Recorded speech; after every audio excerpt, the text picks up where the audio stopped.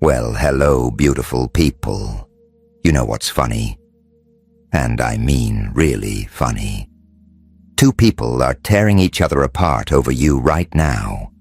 And here's the punchline. You're not even in the room. You didn't light the fuse. You don't even know it's burning. Somewhere, right this very second, your name is the grenade rolling across the floor. And the reason, the real reason, the one nobody in that room has the stomach to say out loud, is your truth. Not a lie. Not some little whisper somebody cooked up. The truth. And that truth. Oh, it's about to detonate in the most delightful way.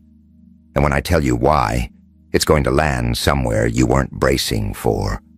Somewhere deeper than somebody likes you or somebody threw themselves on the wire for you. Because this isn't about being liked. Liked. No. This is about something you assembled without ever reading the blueprints. And it just marched into a room on its own two legs and did something you couldn't have pulled off yourself. Not even with a plan. So, stick around, because I need you to see the whole show before I pull back the curtain on what it all means. Two people. And this is good. Not some polite little disagreement over who brought the wrong dip to the party. This is real. This is a bonfire. One person's got their arms knotted so tight across their chest it looks like they're trying to keep their own ribs from flying apart. And the other one keeps flinging their hands in the air like reality itself just insulted them personally. And then somebody you probably never would have bet on, somebody who isn't your nearest and dearest, isn't the one you'd have put a nickel on, opens their mouth and says, No, that's not true. And that is the moment the whole room tilts on its axis. But I can't race ahead yet. Oh no. I need you to feel the full tonnage of what got said first, because the defense, the glorious defense, only makes sense once you understand the exact shape of the thing it was standing nose to nose with. So here's what happened first. The attack. Not the rescue. The assault. Because you need to know what someone had the raw, uncut audacity to say about you when they thought the coast was clear. When they thought nobody who actually knew you was in earshot, listening close enough to catch every poisoned syllable. And I'm watching this person deliver it.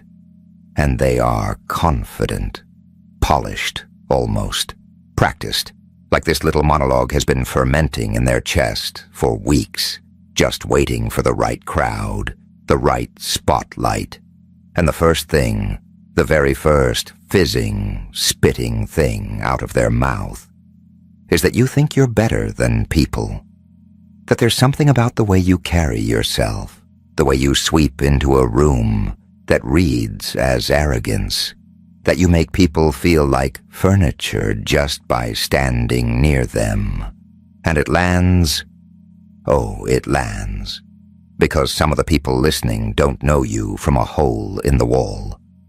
They've caught your name drifting through certain corridors, certain contexts, and that first sentence does exactly what it was engineered to do.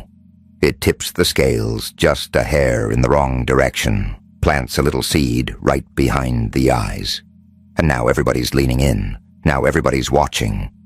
That's when the defender fires back. No pause, no stumbling, actually, none of that. They just say it. Flat and clean like a blade on glass. It's not arrogance that you walked through something most people in that room would have crumbled under. And what looks like arrogance is just what it looks like when a person finally stops begging permission to exist. It's not arrogance. It's a spine. Hold that thought. You're looking at reality all wrong. They thought they broke you, but they just triggered your mutation. I wrote a 73-page blueprint to finalize your transformation, audiobook or ebook, link in the description. Anyway, back to the madness. And you can feel that one land differently than the first volley did. Different weight, different frequency. But the attacker, the attacker isn't finished. See, when the first angle crumbles, people like this don't retreat. They rotate. So now it's, fine, maybe they're tough, but nobody's actually like that. It's a costume. And the defender, and I need you to really drink this part in, the defender isn't some spotless knight with a monologue loaded and ready. They actually laugh. This tired, worn-down little laugh. Like someone who has heard this exact accusation lobbed at good people so many times the words taste stale. And they say, if it were a costume, it wouldn't fit the same in every single room. That's it. That's the whole response. Short, sharp, surgical. And the room goes quiet, just for a beat. Because something about that one sits heavier than all the rest. The attacker feels it. You can watch it crawl across their face. The exact second they realize the floor is sliding out from under them. So they get louder. Because that's what people do when they feel the argument slipping through their fingers like wet soap. They crank the volume instead of sharpening the evidence. You don't know them like I do. It's calculated. The kindness is a show. They're one person to your face and something entirely else when you turn around. The whole performance. Loud, desperate, familiar. And now the defender's expression. It shifts. Not angry. Something quieter than angry. Something colder, more precise. Like a lock clicking into place. And they say the part that actually ends it. I've watched this person for years. I've watched how they treat complete strangers. People who could never do a single useful thing for them. I've watched what they do when they're disappointed and try not to let it bleed through. I've watched them do the decent thing in moments where it cost them something real, and they did it anyway. So don't stand here and try to hand me some story about who they are. Because I have been paying attention.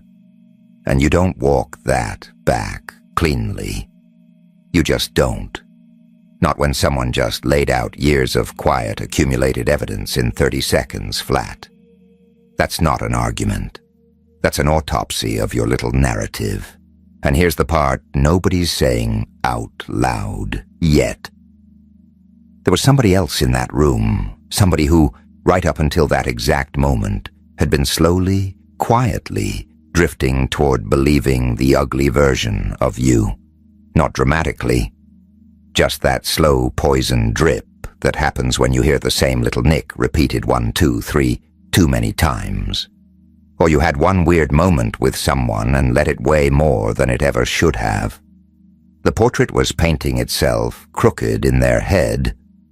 The colors all wrong, the angles all off. And then the defender said what they said, and something cracked, not all the way. People don't flip entirely in one moment, but the quiet, private prosecution that was assembling itself against you, without your knowledge, without your consent, it fractured. Now there's suspicion aimed at the suspicion. Now that person is second-guessing the thing they were starting to swallow whole. You'll probably never get a phone call where they confess they'd been wavering. That's not how the machinery works. But something real shifted in a room you were never standing in. And you made it happen without lifting a finger. Isn't that just hilarious? Now here's the part I promised you at the top. The actual reason this happened isn't just today. It's not just that someone has a soft spot for you.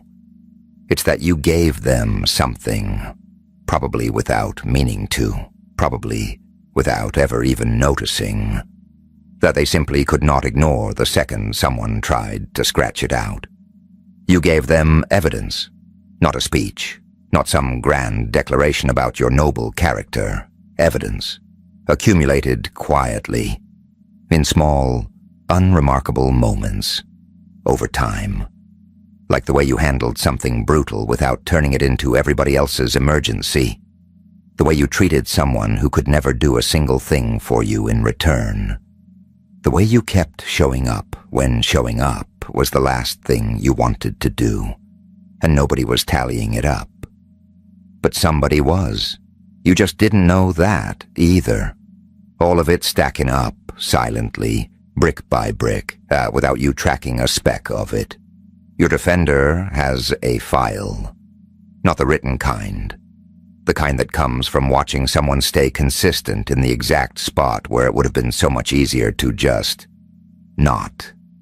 And when somebody tried to hand them a completely different version of events, the file was already there, already organized, already airtight, and it simply refused to be twisted into something ugly.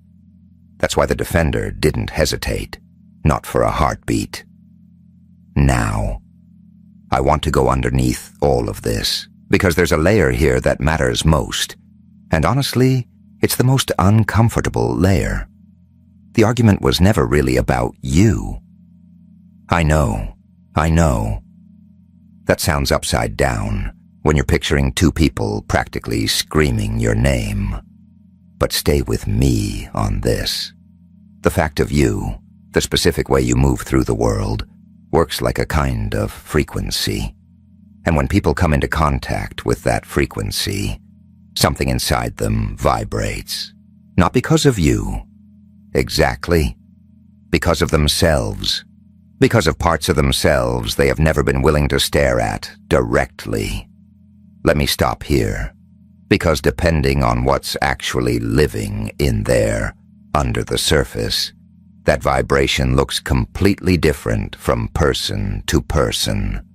The one who attacked you. Think about this for a second. They were never reacting to who you actually are. They can't see you clearly enough for that. What they're reacting to is what your existence stirs up inside them. And here's the uncomfortable part. Somewhere along the way, that person made a choice. To stop. To play it safe, to install a glass ceiling over their own life. Maybe they talked themselves out of something they desperately wanted. Maybe they convinced themselves certain doors simply weren't built for someone like them. And then you came along, simply being who you are, simply refusing to bolt that same ceiling over your own head. And without meaning to, without trying, you became a walking, breathing, daily reminder of the choice they made. And that is an excruciating thing to sit with. So people do what people do when something is excruciating. They build a story around it. They construct a version of reality where something is wrong with you. Because if you're arrogant, if you're fake, if you're a manipulator pulling strings in the dark, then the ceiling they hammered over themselves finally makes sense. Then their choice was the smart one all along, and you, just by existing exactly as you are, make that story harder and harder to hold together. Some of you have felt a version of this your entire life. Not just from this one person, from people who were supposed to be safe, someone who convinced you the stage was too big before you ever got to step on it. A friend who went mute the moment something started clicking for you. People who said they loved you but couldn't stand being in the same room the second you stopped needing them for anything. And you spent years wondering what you were doing wrong, folding yourself smaller, adjusting, dimming, trying to figure out which part of you kept setting people off. And the thing they kept reacting to was never a flaw. It was just you. Now that's what's surfacing so clearly right now. This current situation isn't random. It's the newest act in a show that's been running for a long time. And the reason it keeps playing isn't because something is broken in you. It's because there's something in you that certain people genuinely cannot handle. Something broken in them, and that has always been their chaos to manage. Not yours. You are not broken. And the person who defended you, they're not some flawless, uncomplicated hero either.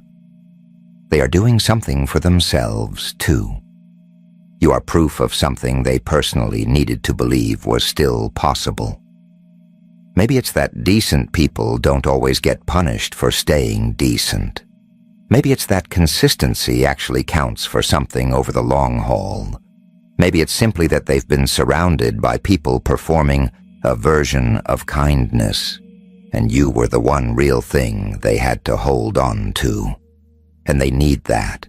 They're protecting that proof because it matters to them, personally, deeply, in ways that have nothing to do with defending your reputation and everything to do with defending their own hope.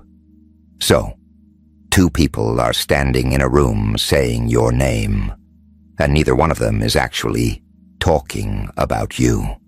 They're talking about what your existence made them feel, about the parts of themselves your presence set on fire. And you didn't do anything to cause it. You don't have to do anything about it now. You already did the only part that was ever yours to do. You just kept being exactly who you are. My beautiful little agent of chaos. Now, this isn't the first room that person has done this in. I want to say that carefully, because I don't want you spiraling into panic over it, but I also don't want you waving it away like it's nothing. This is a pattern. It's been happening in hallway murmurs, in text threads, in the kind of offhand remarks that get dropped when your name lingers longer than you'd ever guess. And some of what you've been picking up on lately, that strange chill from someone you thought you were solid with, the quiet rearrangement of a group you used to fit into like a key in a lock, that nagging sense that something is slightly off, and you couldn't quite name it. Some of that traces straight back to this. Someone has been quietly constructing a version of you that doesn't exist, and I want you to let yourself be genuinely angry about that. Not forever. No, don't set up camp in that feeling. But for one honest moment, let yourself feel it. Because someone has been spending real time, real energy, assembling a false portrait of you and handing it to people you actually care about. That is not an accident. That is a choice made over and over, on purpose. It's allowed to make you mad. Here's why this is coming to a boil right now. There's a shift happening in the atmosphere around you, the kind that rips the comfortable curtain away from things that were built to stay hidden. Whatever was operating quietly backstage is starting to get spoken aloud. Conversations designed to stay whispered are becoming visible whether the people involved planned for that or not. The person who built their neat little fiction about you assumed it would just stay safely tucked in the shadows, passed quietly between the right ears, never tested, never challenged. They didn't account for what's happening now. That argument you're picturing? That's exactly what this kind of energy does. It drags the private conversation into a room full of witnesses and forces the thing that was supposed to stay hidden to survive real scrutiny. And it's not surviving. Oh, it is not surviving. And there is something coming in the next several days. A kind of turning point. And I felt it the second all of this connected. It's the kind of shift that has nothing to do with your public image and everything to do with your private life. What gets said about you when you're not in the room, the stories that live in kitchens, in group chats, in inner circles. That's exactly the territory getting exposed right now. like someone threw open every window in a house that's been sealed shut for years. The version of you they constructed doesn't hold up well when fresh air hits it, because everything that's been festering under the surface gets dragged into the open. Not all of it. Not all at once. Some people are too invested in the version of you that makes their own life feel manageable, and they're not ready to surrender that yet. But some of them are going to realize the story they've been half believing simply doesn't hold together anymore. And that happens without you doing a single thing to make it happen. For some of you watching this, the person who attacked you isn't a stranger. Usually it isn't someone you'd call an enemy. This is someone you let close. Someone who was actually in your life. Not just orbiting the edges. Someone you trusted with things you don't hand to just anybody. Not because you were reckless, no, but because you genuinely believed they were safe. And what makes this particular flavor of betrayal cut so deep is that they used real information. They didn't conjure something from thin air. They took something true, something vulnerable, something you handed them in a moment of trust, and they warped it, twisted the context, shaved off the parts that made it make sense, and spotlighted only what could be made to look damning. And the story they built is just close enough to something real that it's almost impossible to fully tear apart. That's not a misunderstanding. That is a specific, calculated kind of cruelty. And I'm not going to sit here and tell you that you owe anyone forgiveness on any kind of schedule. That timeline belongs to you, and only you. What I will say is this: the lie built from real materials did not do what it was supposed to do. The people who needed to hear the truth, at least some of them, got it. Not because you defended yourself, not because you confronted anyone or set the record straight. Because someone who had been paying attention long enough walked into that room and said, "No, your truth did the heavy lifting. You didn't have to." For others of you, this is newer, vaguer. You can't point to one specific betrayal. What you can point to is a feeling, that low, quiet hum that something shifted around certain people and you couldn't explain why. That moment someone's energy toward you changed and your mind went straight to, "What did I do?" And you went back through every interaction, combing for the thing you said wrong, the move you made wrong, and you came up empty. You came up empty because there was nothing to find. That shift in how they treat you had nothing to do with you. I'm going to say that part again. Nothing. And everything to do with what's been dripping into their ear from somebody else, and the part of you that clocked it before your brain could build a theory around it. That part was right. It was right from the very first second. Something happens in your body before your mind catches up. You walk into a room, or you read a message, or someone says your name with a particular edge, and your gut just knows something isn't sitting right. Do not let anyone talk you out of that. You're not too sensitive. You're not reading into things. You're not paranoid. You are perceptive. And that difference matters enormously. There's something almost unbearably intimate about being defended when you're not even there to witness it. I keep circling back to this, because it might be the most important part of everything I've said. You didn't ask for it. You didn't know it was happening. You couldn't perform for it. Couldn't say the right thing at the right moment to tip the room in your direction. Couldn't explain yourself or add context or smooth over a single detail. You were not there. And because you were not there, the only thing representing you in that room was the naked truth of who you actually are, observed over time by someone who had genuinely been paying attention. Sit with what that means for a second. The armor you have wasn't something you forged on purpose. It's not a tactic. It's not something you can even fully take credit for building. It's simply who you are, demonstrated over time into something another person was willing to put their own social standing on the chopping block to defend, in front of witnesses, without a script. They didn't say it perfectly, but they meant it. And that, that's funnier than anything I've ever told.